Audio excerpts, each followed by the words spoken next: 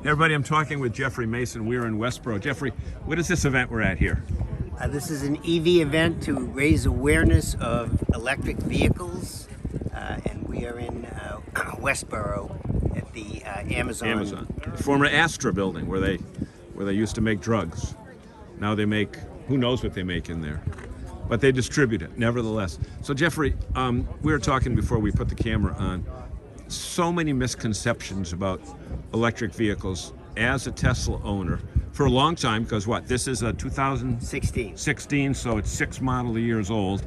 It's the Model X, and I want you to show me a little bit about this. But what would you say the number one thing that people who are learning about EVs, what's the number one misconception they need to wipe out of their head? Well, one of the things that people always ask me that know nothing about electric cars is, oh my God, where do you charge it?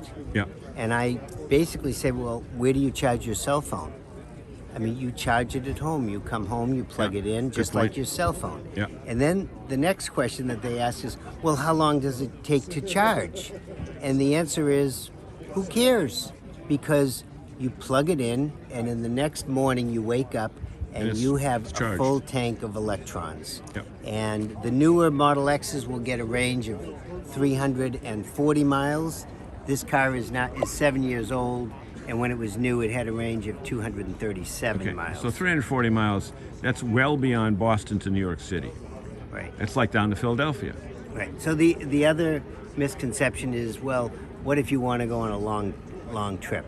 And that is one of the slight issues with many of the electric cars, because the infrastructure for most of the other car companies is just not yet there, and it's not reliable.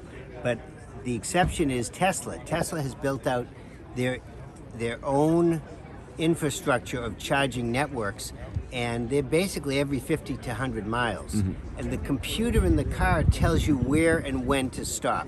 It's completely automatic. They'll tell you if there are chargers available, how fast they're going to charge, if there's a bathroom available.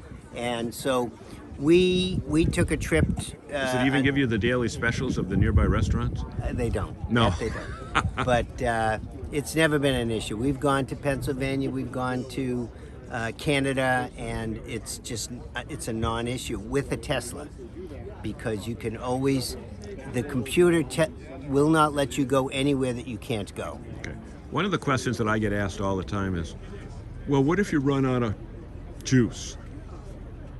Well, I can't speak for any other electric car, but if you run out of electricity with a Tesla, you're just an idiot, basically, because the computer told you what to do and you ignored the computer. Yeah, and the computer knows how much your range is. As long as you listen to the computer, you will never run out of electricity. Yeah.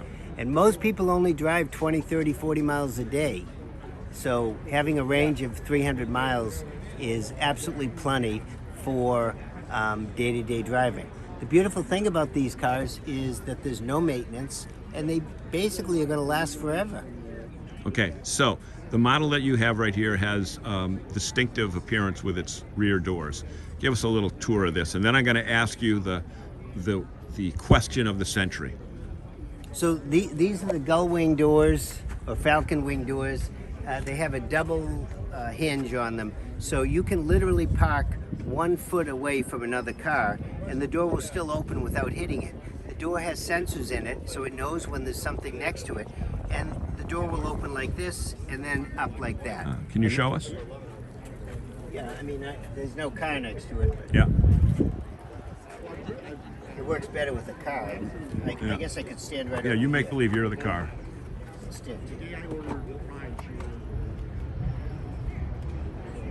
So you're standing a foot away from the car. Yeah, I'm about 2 feet away. Okay.